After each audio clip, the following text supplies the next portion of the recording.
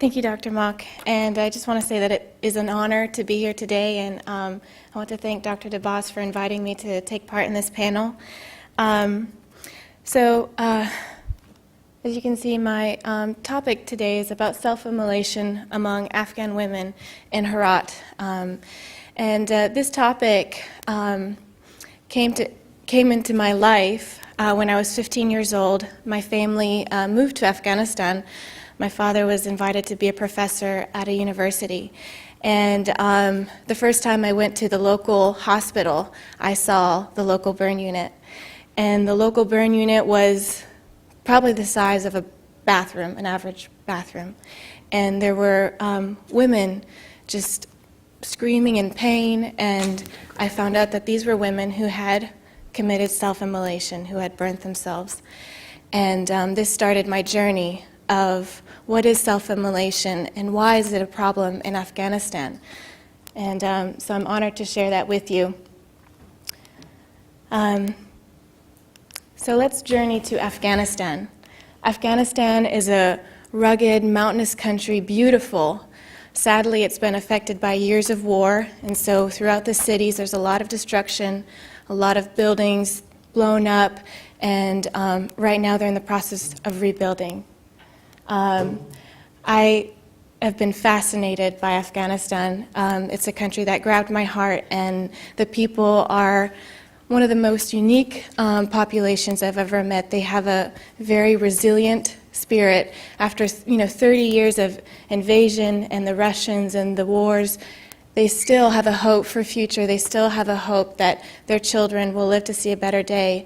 And I want to share that with you because I think we get only one impression of Afghanistan through the media, but it is a beautiful country with beautiful people.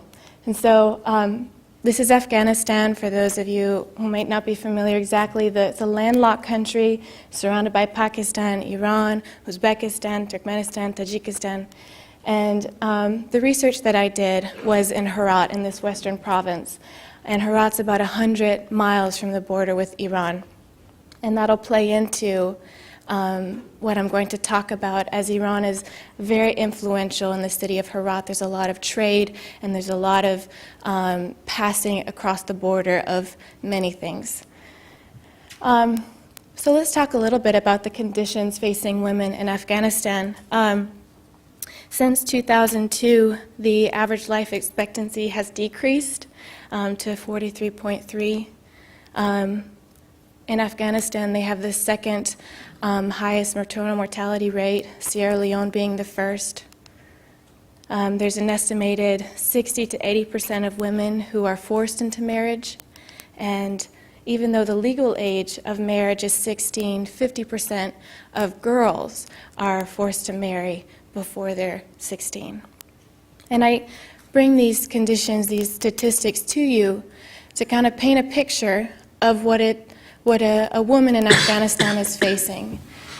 And the act of self-immolation, I will define here, is an attempted or completed form of suicide, typically using kerosene. They pour it over their bodies and they light a match. And it's become an increasingly frequent practice in Afghanistan, as well as other countries. These countries are Iran, Pakistan, Tajikistan, Uzbekistan. And here we go. I'd like to show, just to kind of understand how this issue has come into the light. In 2004, as you can see from this news article, self-immolation was being brought in the media. And again, and here we are in the year 2010, and it's still an issue that's being brought up, and still an issue that has not been resolved, and really there's not been a lot of progress, unfortunately. So, as Dr. Mock said, I was part of a Global Health Masters, and we had the opportunity to go abroad for our field work. And I chose to go to Afghanistan, and I designed a study to look at the resources available to these women who either are at risk of burning themselves or these women who already have. And so it was a both a quantitative and a qualitative study, although today I'll focus more on the qualitative portion. I conducted interviews, and that's where just a wealth of information was brought out that I'd like to share with you.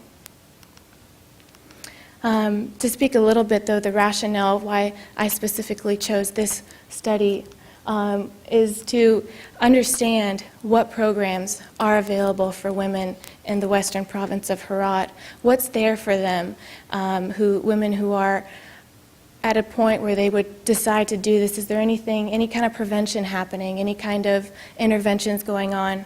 And how can we augment these resources? Where are there holes? For those interested in Afghanistan and this topic, I wanted to be able to paint a picture of, well, this is where you can invest and this is where the greatest need is. So the methods was these key informant interviews. And in Herat, there are non-governmental organizations, hospitals, as well as public health officials who are addressing this issue of self-immolation. And basically, I approached these different NGOs and hospitals and public health officials, and I asked them, what is happening for self-immolation in Herat? Can you tell me, is your organization working on this? And the conclusion for my study was there were 11 different organizations that were working on self-immolation in Herat. And so I was able to conduct interviews with each key person in that organization. And these organizations vary from local NGOs to international NGOs to national. And for security purposes, I can't name them for you, but there's some big names and then some more local names. So from these interviews, these major themes emerged, and this is the big result of my research. And I will list them here. One is the reasons why. Why do women commit self-immolation? What are the causes for that? The second one was the history and the origins. Where does this practice of self-immolation come from? Thirdly was what type of projects are currently happening in Herat and who's working on what? And lastly, what are the future needs for Herat? What are the areas where not enough work is happening? So I'd like to share in detail with you each one of these themes. We start with the history and the origins of self-immolation. As many of you know, during the past 30 years, many Afghans have resided outside of Afghanistan because of the situation, the war. They have fled to bordering countries of Iran, Pakistan, some to Europe. And during their time there, they were living in a different culture. They were living not in their own land. And there's a theory that some of the practices from those countries that they were living in came into their own culture. And I state this because in Iran, self-immolation is found to be quite prevalent. In some areas, up to 71% of committed suicides are conducted via self-immolation. That's a very high percentage. Now, that's only in certain regions, and actually the region is in northwestern Iran, which is on the other side of the border of Iran and Afghanistan. And so, in asking my key informants this question of where does this come from, a lot of them spoke of Iran. They say, oh, it came from Iran. We learned it from Iran. But it doesn't quite make sense. And so this is an area that I'd like to continue in research, as there's no real groundwork to know where does this practice come from. Let's move on to the reasons for self-immolation and why do these women commit this act.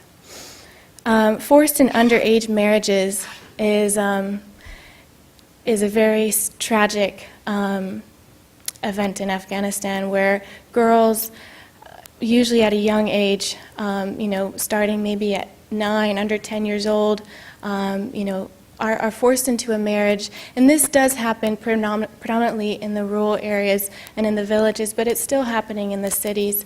And so these girls are forced at a young age to marry without a choice. And what can they do? They've been taught and they've heard maybe from their aunts and their mothers and their cousins that, well, a solution to your misery is to burn yourself. I was actually in a village one time at a wedding, and all the women were talking and talking, and I said, "What's going on?" And they said, "Well, in the village next to us, an 8-year-old had been raped by her dad, and he'd fled the village, but this 8-year-old was left traumatized, and the only thing she could say was, 'I have to burn myself. I have to burn myself.'" And an 8-year-old does not naturally think, "I'm going to burn myself since I've been traumatized." And so this issue of self-immolation, I think, is deep in Afghanistan, and it's among the women in the society. It's being passed down very silently, because it's still an issue that you can't openly talk about and address. And this issue of forced marriages also goes under family abuse. Now, when a woman is married in Afghanistan, typically she will move into the home of her husband, and her husband will still be living with his family, his parents, and she will take on then the lowest rank in the family as the daughter-in-law, and the mother-in-law will have the authority to treat her as she pleases. And sometimes the mother-in-laws are very abusive and very treat them like slaves, essentially. And so a woman in a new home is left without an advocate. Her husband will side most of the time with his mother or his family. And so there's another reason why women and young girls would choose to burn themselves.